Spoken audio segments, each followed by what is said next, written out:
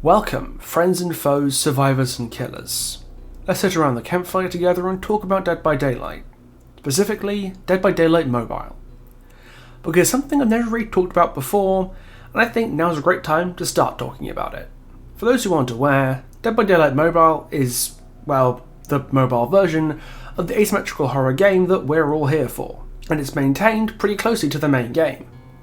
While things like the in-game economy are pretty different, and there's a number of mobile exclusive cosmetics, most stuff about the actual game itself is very much like the main game, and the gap between the two is only getting narrower. But before we get into that, I know the first thing on everybody's mind is going to be the question, is the game actually any good? Like, I know it's DBD and all, but is playing it on mobile meaningfully different, better, worse, whatever, than just playing DBD on your PC or console? And to answer that question, I thought it would be a great time to take a look at a killer that's been very close to my heart for a number of years, the Plague. Playing Plague always brought with it a sense of nostalgia for me. She was the first killer I ever really mained, the first I ever made a guide for. That guide, by the way, is supremely outdated, so if you're interested in seeing a new one, then let me know. And despite largely moving on to greener, buggier pastures, she's still a killer that means a lot to me and that I play from time to time. Between the mechanical requirements needed to aim the vomit properly and the game sense and strategy requirements to play around your inbuilt tracking, I knew Plague would be the proof in the pudding of DBD Mobile's quality. I've always said if you're good at playing Plague, it means you're probably good at playing Dead by Daylight in general. And I think this applies to platforms as well. Does DBD Mobile have what it takes to port one of the game's most unique and interesting killers onto a whole new platform? Honestly, from my experience playing custom matches with her, I'm going to go out on a limb and say, yeah, I think it does. I didn't really know how the game was going to accommodate the mechanical aim requirements of Vile Purge and Corrupt Purge, but it handles better than I ever anticipated. As somebody who doesn't really play mobile games basically ever, I really had visions of some clunky aim system that required 14 fingers and 3 brains to operate, but DBD Mobile's controls are surprisingly intuitive. Truth be told, I still have a lot to learn about playing killer on this platform in general. Hell, much of my time is still spent just practicing in the bot matches. But thanks to DBD's customizable control setups, I can take my time to figure out what works for me without ever needing to brave the public lobbies. It's a whole different learning curve, but one that's rewarding, and that the game only makes easier. And getting started should be fairly intuitive for somebody who's used to Dead by Daylight on other platforms. From the bevy of original and licensed character choices to all the maps. Much of it's very familiar stuff that will make the transition feel super smooth. The one thing I feel might need some explanation is the economy system. Because while you do earn blood points in the normal way, by just playing the game normally, where and how you spend them is a very different process.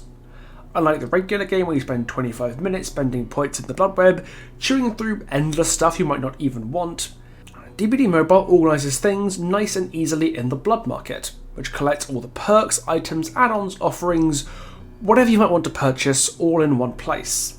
The blood market automatically refreshes every 24 hours, so there's always a chance to get what you need, but you can manually refresh it yourself. So as you've bought everything that interests you, you can just switch the offerings in the blood market out for something you might actually want.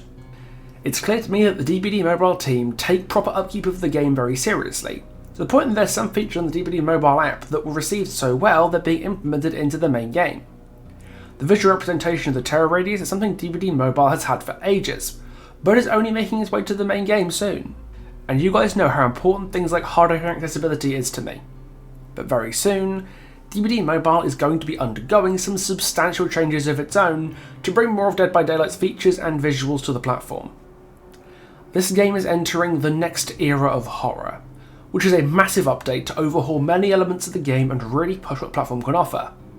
The next era of horror is bringing the Rift to the mobile platform for the first time. Every map and character is getting a graphical overhaul with dynamic shading and lighting, and new physics for clothing and hair, to maintain that important horror immersion and uphold DBD's unmistakable atmosphere.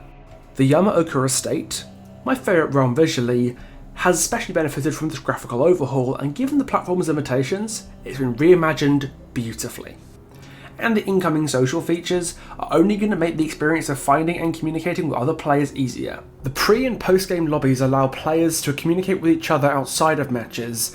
The game has full survive with friends and kill your friends integration, so you can play with your friends as well as randos or bots. and the addition of private and global chat channels makes this game's big community feel just a little bit smaller and more connected by bringing players together. You can even see your own personal match history and long-term performance stats, something I wanted to see for ages in the main game and was delighted to learn was coming to the mobile game. Speaking of things I've always wanted in the main game, can I talk about some of the cosmetic choices on offer in the mobile game? Like, we all know skins are big for a lot of people. A few months of the Hardy skins in the main game turned Twitter into an angry mob, and I 100% do not blame them for that. But DBD Mobile is definitely on the ball with making high quality original cosmetic options. Every time a new Mori animation comes out on the mobile platform, everyone knows about it because they're so consistently good at expressing the character of their killers. It's especially welcome on some of the older killers whose Moris looked a bit antiquated in the original game. And there have been somebody who plays a lot of mobile games, but playing DBD Mobile for this video for the first time has really made me regret that. And if you want to prepare for the next era of horror, there's a pretty easy way you can do so.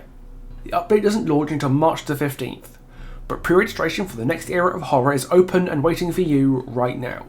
There's a QR code on screen and a link in the description and pinned comment where you can sign up. With over 1 million pre-registrants so far, everybody who signs up will get blood points, iridescent shards, and sinister stones, a unique currency which lets you pull for cosmetics in the game's gacha system. In addition, pre-registered entrants will be put in a prize draw to win statues of Trapper, Wraith, or Spirit from Gecko, which, not bad icing on the cake. And if you pre-register, you'll also get the Fame Bin Gaming Expo cosmetic, which I see players run on the main game all the time, so it seems like a pretty popular choice. If you've played DBD on PC or console and have been thinking about getting into DBD Mobile, you could find the transition maybe easier than you first thought. I'm pushing 3,000 hours in DBD, so old habits are hard to break, but I was very happy to see DBD Mobile's improvements to the controls that are coming with the next era of horror. So there's never been a better time to get into the game. When I first signed into DBD Mobile, I didn't really know what to expect. As someone who's only ever played on PC, I didn't know whether I'd be able to recapture the good parts of playing this game I've slowly but surely carved a career out of talking about, or whether it would be some get-rich-quick shovelware. But suffice to say, I was not expecting DBD Mobile to be quite this good. It's smooth and free of bugs, the blood point economy is a major and welcome shake-up from a tedium of endless blood web animations, and it's optimised surprisingly well onto the platform, especially given the platform in question fits in your pocket. I haven't played it enough yet to discern things like killer tier lists, optimal perk loadouts, the kind of things DBD YouTubers typically talk about, but if the next era of horror is half as good as it's looking so far, that's quite likely about to change. And if you're interested in joining me and over 1 million other pre-registrants to experience the next era of horror for yourself on March 15th, remember to sign up using the QR code on the screen and the link in the description and pinned comment, so you too could enjoy those sweet rewards and get started soon playing Dead by Daylight Mobile. As per usual, thank you so much for sticking around for this one, and I'll see you next time. Ta-ta for now.